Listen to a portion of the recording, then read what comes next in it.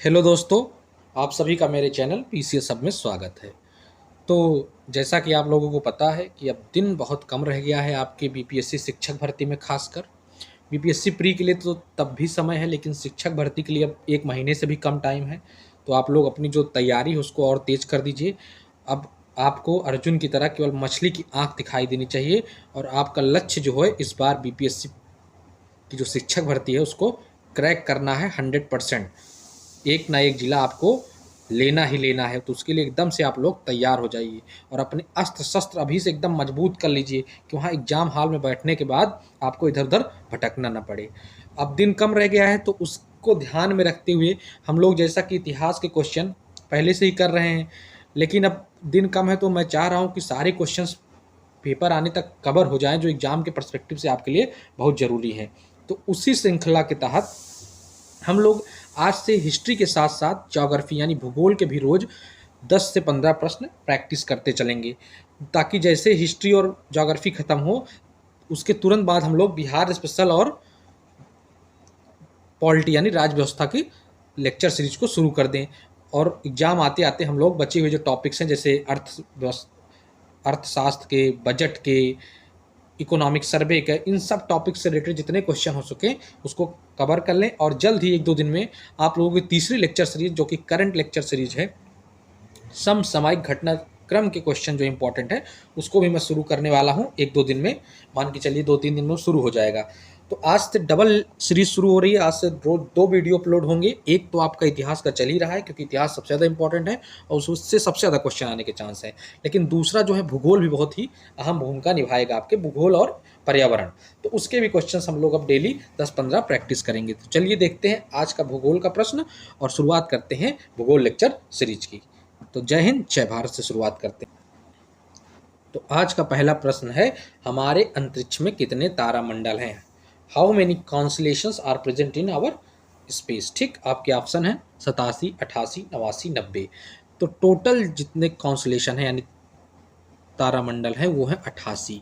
और ये किसके द्वारा बताया गया है? तो IAU यानी इंटरनेशनल एस्ट्रोनॉमिकल यूनिट द्वारा, यूनियन द्वारा ये बताया गया है कि हमारे अंतरिक्ष में 88 तारामंडल हैं। ये हो गया पहला क्वेश्चन। नेक्स्ट क्वेश्चन देखते हैं, जिस तारामंडल के तारे ध्रुव तारे की ओर संकेत करते हैं वह है?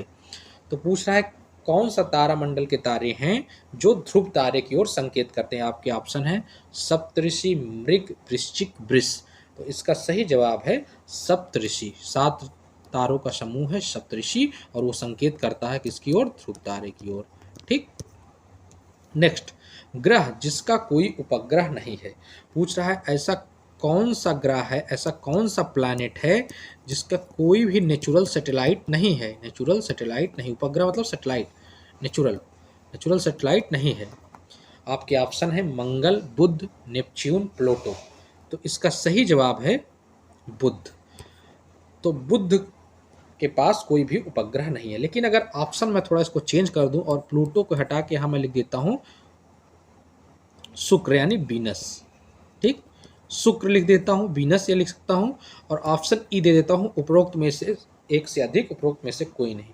तो अब इसका ऑप्शन जो हो जाएगा ई हो जाएगा, क्योंकि न बुध के पास यानी न मरकरी के पास और न शुक्र के पास यानी वीनस के पास, इन दोनों के पास कोई भी उपग्रह नहीं है, कोई भी सैटेलाइट नहीं है। ठीक, सबसे ज़्यादा सैटेलाइट किसके पास है? तो सैटर्न के पास है। किसके पास है? सैटर्न के पास सबसे ज़्यादा सैटेलाइट है। वो कितनी है? 86। सेकेंड नंबर पर जुपिटर है यानी बृहस्पति और इसके पास है 80 सैटेलाइट। नेक्स्ट, सौर मंडल का सर्वाधिक गर्म ग्रह कौन है? सबसे टेम्परेचर कहाँ पे ज़्यादा रहता है ये पूछ रहा है, किस ग्रह पे, किस प्लैनेट पे? आपके ऑप्शन है बुध यानी वीनस, बुध यानी मरकरी, शुक्र, वीनस, मंगल, मार्स, पृथ्वी। तो इसका सही जवाब है शुक्र यानी वीनस। वीनस जो है सबसे हॉटेस्ट होता है। इसका कारण मैं बता देता हूँ। जैसे आपको पता होगा कि ये सूर्य है तो सूर्य के सबसे नज़दीक तो है मरकरी यानी बुध। ठीक, मरकरी यानी बुध और उसके बाद है वीनस, आपका ये वीनस है, ये मरकरी। ठीक, जिसे शुक्र हम लोग बोलते हैं।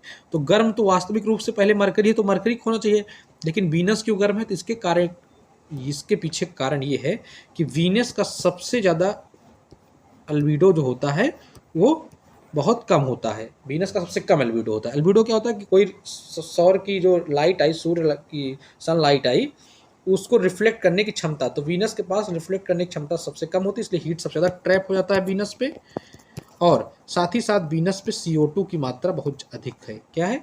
CO2 की मात्रा बहुत ज़्यादा अधिक है, इसलिए वीनस के सबसे टेम्परेचर सबसे ज़्यादा रहता है, इससे हॉटेस्ट होता है। क्यों? दो कारण है, एक अल्बीडो वीनस का सबसे कम है और एक CO2 यहाँ पे बहुत ज़्यादा है। इवनिंग स्टार किस ग्रह को कहते हैं? पूछा इवनिंग स्टार किस ग्रह को कहते हैं। आपके ऑप्शन है मंगल, मार्स, बृहस्पति, जुपिटर, शुक्र, वीनस, शनि, सैटर्न।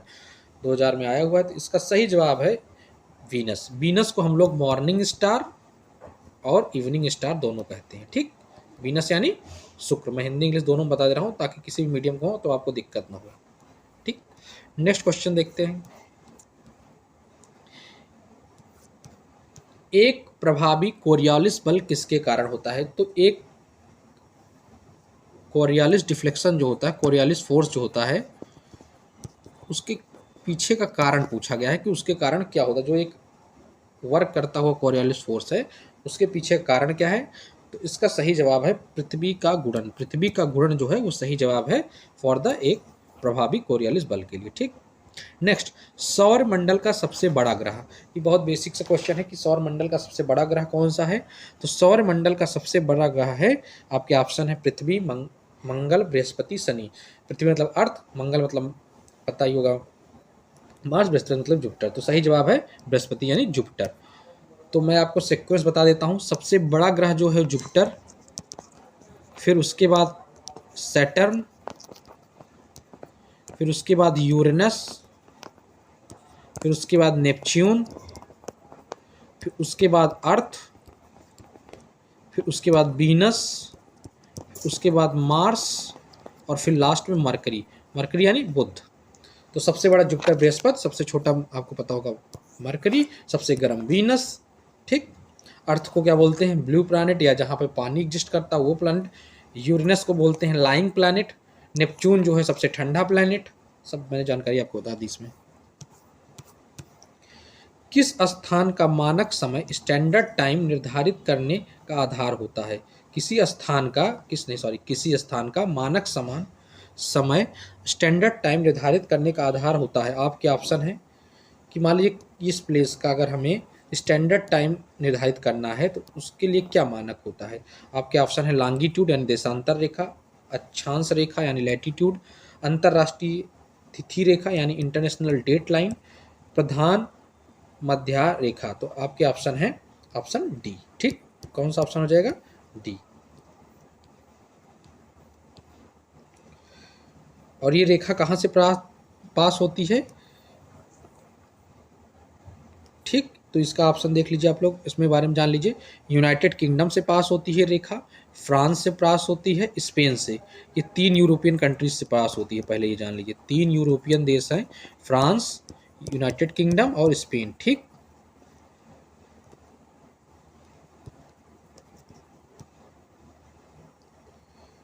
ठीक, अगर इसको आपको इंग्लिश में समझना तो जान लीजिए, इसको बोलते हैं international standard time. International standard time, जिसे ग्रीनविच टाइम से भी जानते हैं, ग्रीनविच से जो पास होती है, IST। ठीक, और बाकी अफ्रीकन कंट्रीज से पास होती है तो कौन कौन से? अल्जीरिया, माली, बुर्किना फासो, टोगो, घाना और तीसरा जो है वो है अंटार्कटिका। तो 3 अगर आपसे पूछ लेता है कि कितने कॉन्टिनेंट से पास होता है तो आपके ऑप्शन है 3। कौन कौन से? यूरोप, अफ्रीका और लास्ट कौन सा है? अंटार्कटिका। यूरोप के कितने कंट्रीज से? 3 कंट्रीज से। बाकी अफ्रीकन कंट्रीज से 1 2 3 4 5 अफ्रीकन कंट्रीज से और अंटार्कटिका से। नेक्स्ट क्वेश्चन इज, अंतरराष्ट्रीय दिनांक रेखा यानी इंटरनेशनल डेट लाइन खींची जाती है। इंटरनेशनल डेट लाइन कहाँ खींची जाती है पूछ रहा है। अफ्रीका से होकर जाती है, या एशिया से होकर जाती है, प्रशांत महासागर से होकर जाती है, या अटलांटिक महासागर से। तो आपको पता होगा इंटरनेशनल डेट लाइन जो है वो प्रशांत महासागर से पास होती है। ठीक, जो इंटरनेशनल स्टैंडर्ड टाइम है, जिसे जो ग्रीनविच से पास होती है ब्रिटेन के, उसके जस्ट अपोजिट होती है इंटरनेशनल डेट लाइन, और ये पास होती है कहाँ से? पैसिफिक ओशन से यानी प्रशांत महासागर से। कहाँ से? प्रशांत महासागर से, पैसिफिक ओशन से। और पैसिफिक ओशन में कभी कभी पूछ लेता है किस स्टेट से, तो एक बीच में बेरिंग स्टेट पड़ता है, वहाँ से पास होता है। और 180 डिग्री विपरीत होता है किसके, इंटरनेशनल स्टैंडर्ड टाइम, जिसे हम लोग क्या बोलते हैं, इंटरनेशनल स्टैंडर्ड टाइम, जो कहाँ से पास होती है, Greenwich of Britain, United kingdom. ठीक, नेक्स्ट, निम्नलिखित में से कौन सा महाद्वीप क्षेत्रफल के अनुसार सबसे बड़ा है। तो क्षेत्रफल के अनुसार सबसे बड़ा, आपको बेसिक इसमें ऑप्शन नहीं कट गया है, मैं आपको बता दे रहा हूँ। तो पूछ रहा है लार्जेस्ट कॉन्टिनेंट, पूछ रहा है with respect to area, area की दृष्टि से सबसे लार्जेस्ट कॉन्टिनेंट। तो एरिया की दृष्टि से जो सबसे लार्जेस्ट कॉन्टिनेंट है आपको पता होना चाहिए, वो कौन सा है, एशिया। एशिया सबसे बड़ा महाद्वीप है। और सबसे छोटा कौन सा है, ऑस्ट्रेलिया, ये आपको पता होना चाहिए, ऑस्ट्रेलिया। ठीक, सबसे बड़ा एशिया और सबसे छोटा ऑस्ट्रेलिया। कौन सा द्वीप क्षेत्रफल की दृष्टि से सबसे बड़ा है, Borneo, great Britain, Madagascar, Sumatra. उपयुक्त में से कोई नहीं, उपयुक्त में से एक से अधिक। तो इसमें पूछा आइलैंड के बारे में, तो सबसे बड़ा आइलैंड पूछा है, तो उसमें ऑप्शन है Borneo, great Britain, Madagascar, Sumatra. तो आपका सही जवाब है बोर्नियो। बोर्नियो सबसे बड़ा आइलैंड है इस ऑप्शन में। लेकिन अगर ओवरऑल पूछा जाए तो सबसे बड़ा जो है वो है ग्रीनलैंड। ठीक, सबसे बड़ा कौन सा है, ग्रीनलैंड, कंफ्यूज मत होइएगा, सबसे बड़ा कौन सा है, ग्रीनलैंड। लेकिन उसमें अगर ऑप्शन नहीं है तो उसके हिसाब से कौन सा है, बोर्नियो। ठीक, निम्नलिखित में से कौन सा देश भौगोलिक क्षेत्र की दृष्टि से सीमा रहित सबसे बड़ा है। सीमा रहित देश मतलब पहले आप लोग जान लीजिए, सीमा रहित देश वो देश होता है जिसका कोई भी इंटरनेशनल बॉर्डर ना हो किसी भी कंट्री के साथ। मान लीजिए ये देश है एक्स, मान लीजिए एक्स देश है कोई, तो इसका बॉर्डर किसी भी कंट्री के साथ ना लगे, मतलब चारों तरफ समुद्र से घिरा हुआ हो, तो उसे बोलते हैं सीमा रहित। अब पूछ रहा है सबसे बड़ा सीमा रहित देश, न्यूजीलैंड, फिलीपींस, जापान, क्यूबा। उपरोक्त में से कोई नहीं, उपरोक्त में से एक से अधिक। तो इसका सही जवाब है जापान। जापान की सीमा जो है किसी भी देश से नहीं लगती और घिरा हुआ है पैसिफिक ओशन और सीज से, जैसे जापान सी और इस टाइप की सीज से। ठीक, और ये सबसे बड़ा है सीमा रहित देश। जापान में टोटल 4 आइलैंड हैं, ये आपको पता होना चाहिए। 4 आइलैंड के समूह को हम लोग जापान बोलते हैं। कौन कौन सा, होकाइडो, होन्शु, क्योसु, शिकोकू। देखिए अगला क्वेश्चन उसी से मिलता हुआ है। भौगोलिक क्षेत्र की दृष्टि से जापान का सबसे बड़ा द्वीप है होकाइडो, होन्शु, शिकोकू, क्योसु। उपयुक्त में से कोई नहीं, उपयुक्त में से एक से अधिक। तो इसका सही जवाब है आपका होन्शु। ठीक, और इसी होन्शु आइलैंड पर स्थित है जापान की राजधानी टोक्यो। ठीक, ये 66 बीपीएससी में क्वेश्चन आया था। तो सबसे बड़ा आइलैंड कौन सा है जापान का, होन्शु, ये जानते रहिए। और इसी पे स्थित है आपका टोक्यो, जापान की जो राजधानी है। और जापान सबसे बड़ा सीमा रहित देश है। सीमा रहित में मतलब जिसका कोई भी इंटरनेशनल बॉर्डर ना लगता हो किसी भी देश के साथ। ग्रीनलैंड निम्नलिखित देशों में से किस देश का भाग है।